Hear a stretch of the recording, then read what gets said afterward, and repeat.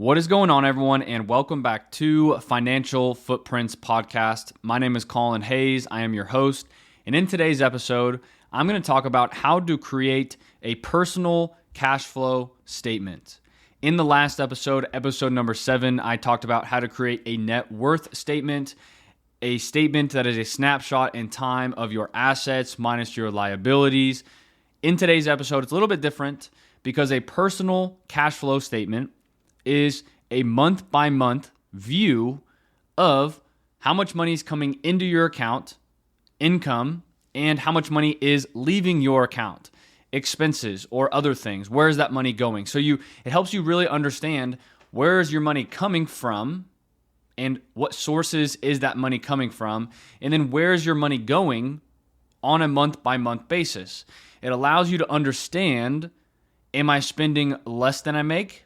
Am I spending everything that I make, or am I spending even more than I make? And where exactly is that money going? So creating a personal cash flow statement is very simple. You measure and determine your cash inflows. You measure and you determine your cash outflows. And then you take your inflows minus your outflows, and that tells you how much money you have left over at the end of the month. If it's positive, you have more extra money left over. If it is negative, you are spending more than you make. I like to do this on a monthly level, especially if you're just starting out. This gives you a good understanding because every single month is not the exact same. But when you do it on a monthly basis, you start to understand. If you're a seasoned vet and you understand this a little bit more, you can move this out to a quarterly, semi-annually, or an annually basis, or a review. But especially if you're just starting out with money, doing this on a monthly basis really understands your personal cash flow situation.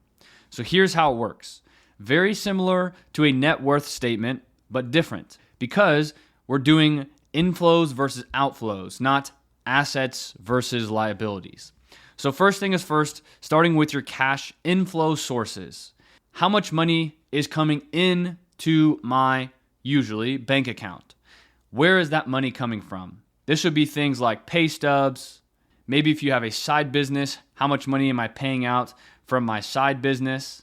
This is rental property income. If you have real estate, how much am I earning and actually pulling out from that real estate into my personal income? Income that you're receiving that you have the ability to spend or you need to set aside for taxes. Where is that money coming from? For most people, it is a pay stub from a W-2. Every single month, every single week, every other week, semi-monthly, bi-weekly, whatever it is, you're getting money into your bank account. That is a cash inflow. If you have real estate, that would be an example. More than likely, you're not pulling from your portfolio. This would be people closer to or in retirement, more than likely. So that might not relate to you, but definitely pay stubs, income earned from a job, 1099 income, side hustle income. How much money is that on a monthly basis? What is that number? 2,000, 7,000, 100,000, whatever that is. Next, what you're going to find is your cash outflow. Where is that money going?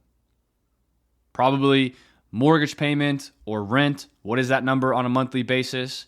If you have a car loan, what is that on a monthly basis?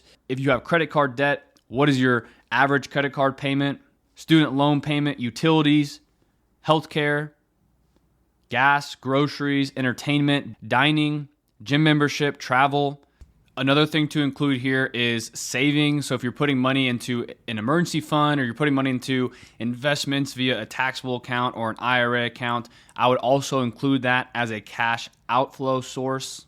Also, if you're maybe 1099 employee and you have to set your own money aside for taxes, I would also include that here, a little snippet on I'm setting aside X amount of dollars every single month for tax purposes.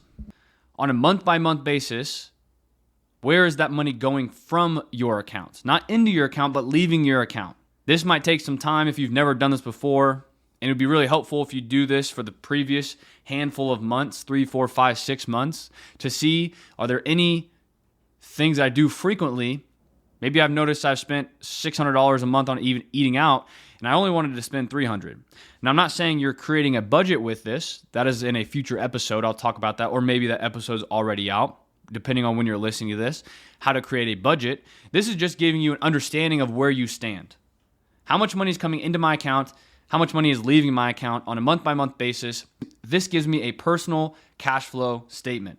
And then it's a very similar to net worth statement. You take your cash inflows and you subtract your cash outflows, and what's left over is either a positive number, zero, or a negative number. If it's a positive number, that means that you spent less than you made. Your cash inflows were greater than your cash outflows. If it is zero, that means exactly the amount of money that came into your account was the exact amount of money that left your account. If you are following a zero-based budgeting program, more than likely that is why this number would be exactly zero. If it is negative, that means you spent or had cash outflows greater than your cash inflows. The purpose of a cash flow statement is to look at, I bring home $7,000 a month as a household. How much do we spend of that? $6,000, $8,000, $3,000? And if you include savings, this is if you remember in one of my previous episodes of 50-30-20 rule, you can see how much of my money is going towards my needs, my wants, my savings, and if you have a 1099 or you have to pay taxes out of your cash flow, how much am I setting aside for taxes as well? So the personal cash flow statement, if you do it on a month-by-month basis, allows you to see, do I have cash surplus? Or are my expenses exceeding my income and I have negative cash flow? Maybe you're not saving anything right now actively, and you've done this, you run your cash flow statement for the month of January or the month of December, whatever you're listening to this, your previous month, and you're like, wow, I'm not spending, I have a surplus of $500 a month. Maybe I can start saving or investing with this extra $500 a month. Or maybe you realize, oh, we bring home $14,000 a month as a household and we spend $15,000. And yeah, we have good savings, but we're actually pulling $1,000 a month from our savings to pay for our lifestyle. Or we're putting on a credit card and living on a credit card and paying 18 to 25% interest on this credit card balance. So it helps you understand on a cash flow month by month basis how much money is coming in, how your money's leaving. And just like with the net worth statement, what is tracked usually gets improved. So if you have no idea, if you've never done this before, you've never built a net worth statement or a personal cash flow statement, and you have no idea, then you're never going to be able to improve it because you don't know where you are today. But if you build out a net worth statement, you build out a personal cash flow statement, and maybe it's not where you want it to be right now, and that's all right. At least you have a baseline. At least you understand where you are. And then how do I do this myself? How do I hire a financial planner? How do I hire someone to help me get back on track? Or DIY and do it myself. One way to do that, to improve your cash flow, is to create a budget. Like I said, I'll talk about that in a future episode. But a budget allows you to track your spending and savings. It makes it easier to pay your bills and reach your financial goals. So maybe you need to create a budget. Maybe there's some things we can do to reduce our outflow. We have some unused subscriptions. Maybe by creating a budget, instead of spending $600 a month eating out every month, we spend $400. And that frees up $200 a month from our cash outflow. Maybe it's increasing our inflow. Maybe it's doing career development, asking for a raise, getting a job promotion, increasing your inflow, how much money is coming in. Maybe it's, I really enjoy doing this side hustle. Let me monetize it and sell some things on Etsy or Pinterest or whatever it is and make a couple $100s a month extra. Maybe it's when you have positive cash flow, we're really diligent with that and we're setting it aside for savings or investing. At the end of the day, a personal cash flow statement is valuable to just know. Because the problem with a lot of people financially is they don't do these things, and so they just don't know. They don't know what they're doing. They don't know if they're doing it right or wrong, or they don't realize that what they're doing is maybe not right, or maybe they don't realize what they're doing is right, but they don't know that they're doing it right, so they think they're doing it wrong.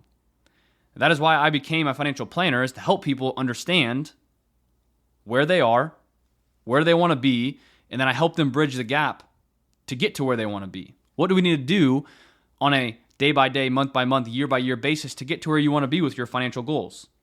And one way to understand where you are today is by creating a personal cash flow statement. So that is what this episode was about. In a future episode, like I said, or maybe it's already out, I will talk about how to create a budget. Once you understand your personal cash flow statement, if you need to create a budget, how do you do that? But in this episode, just how to create a personal cash flow statement. How much money is coming into our bank accounts on a monthly basis? How much money is leaving our bank accounts? Where is that money going? Is it going towards paying down a mortgage? Is it going towards paying insurance? Is it going towards car payment? Is it going towards groceries? Where is that money going? And then are we actively overspending or underspending or spending exactly what we make? Where are we? Just so that you know. That is the purpose of a personal cash flow statement. It's not that you need to do it every single month for the rest of your life, but if you're especially just starting out and you have no idea, hey, you ask your spouse, or if you're single, am I spending more or less than I make? I don't really know. By creating a personal cash flow statement, this will allow you to understand where you are on a cash flow basis for your finances. And like I said, what gets tracked gets improved. So that is why I believe in creating a personal cash flow statement and tracking your progress over time. Thank you all for listening to the Financial Footprints podcast. My name is Kolin Hayes, and I'll see you in the next episode. Goodbye.